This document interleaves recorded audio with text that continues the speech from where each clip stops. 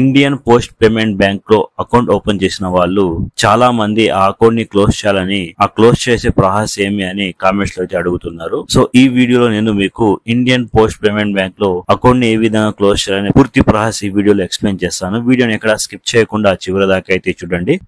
Hello friends, welcome to THR academy YouTube channel. వీడియోని start చేసే ముందు మీకు చిన్న రిక్వెస్ట్, మన ఛానల్ ని మీరు మొదటిసారి చూసినట్లయితే రోజు ఇలాంటి యూస్ఫుల్ ఇన్ఫర్మేషన్ కోసం మన ఛానల్ ని ఇప్పుడే సబ్స్క్రైబ్ చేసుకోండి. అలాగే మన ఛానల్ వచ్చే ప్రతి ఒక్క అప్డేట్ కోసం పక్కనే ఉన్న బెల్ ఐకాన్ని ప్రెస్ చేసుకోండి. ఇండియన్ పోస్ట్ పేమెంట్ బ్యాంక్ లో అకౌంట్ ఓపెన్ చేసిన వాళ్ళు చాలా కారణాల వల్ల ఈ అకౌంట్ ని క్లోజ్ చేయాలనుకుంటున్నారు.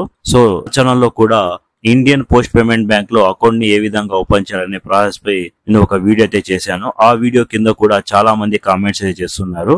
సో ఈ అకౌంట్ ని ఏ విధంగా క్లోజ్ చేయాలని దానిపై కూడా ఒక వీడియో చేయండి అని. సో మీ అందరి కోసమే ఈ వీడియో. సో మీకు యూట్యూబ్ లో చాలా రకమైన వీడియోస్ అయితే దొరుకుతాయి. ఇండియన్ పోస్ట్ పేమెంట్ బ్యాంక్ యొక్క అకౌంట్ ని ఆన్లైన్ ద్వారానే మనం ఇంట్లో కూర్చొని క్లోజ్ చేసుకోవచ్చు అని, దానికి సంబంధించిన ప్రాసెస్ ఇలా చేయండి, కస్టమర్ కి ఫోన్ చేయండి అని చాలా రకమైన వీడియోస్ అయితే మీకు దొరుకుతాయి. సో మీరు ఒక విషయం అయితే తప్పకుండా గుర్తు పెట్టుకోండి, మనం ఇంట్లో కూర్చొని ఇండియన్ పోస్ట్ పేమెంట్ బ్యాంక్ యొక్క అకౌంట్ ని అయితే క్లోజ్ చేయలేము. మనం ఖచ్చితంగా మన ఆధార్ కార్డ్, పాన్ కార్డ్, అదే విధంగా మన అకౌంట్ డీటెయిల్స్ ని తీసుకొని ఇండియన్ పోస్ట్ పేమెంట్ బ్యాంక్ యొక్క బ్రాంచ్ ని విజిట్ చేయాల్సి ఉంటుంది. అక్కడ విజిట్ చేసిన తర్వాత మన కేవైసీ డాక్యుమెంట్ ని వాళ్ళకి సబ్మిట్ చేసి మనం అకౌంట్ ని ఎందుకు క్లోజ్ చేయాలనుకుంటున్నామో ఆ రీజన్ ని అక్కడ మెన్షన్ చేసి ఆ డాక్యుమెంట్స్ అక్కడ సబ్మిట్ చేసిన తర్వాతే మన అకౌంట్ అనేది క్లోజ్ అవ్వడం జరుగుతుంది. సో ఈ ఒక్క ప్రాసెస్ ద్వారానే మనం ఇండియన్ పోస్ట్ పేమెంట్ బ్యాంక్ యొక్క అకౌంట్ ని అయితే క్లోజ్ చేసుకోగలము. సో ఇక మిగతా ప్రాసెస్ ఏదైనా అది పని చేయదు. మనం ఖచ్చితంగా బ్రాంచ్ విజిట్ అయితే చేయాల్సి ఉంటుంది. సో అందుకోసం మీరు కూడా ఒకవేళ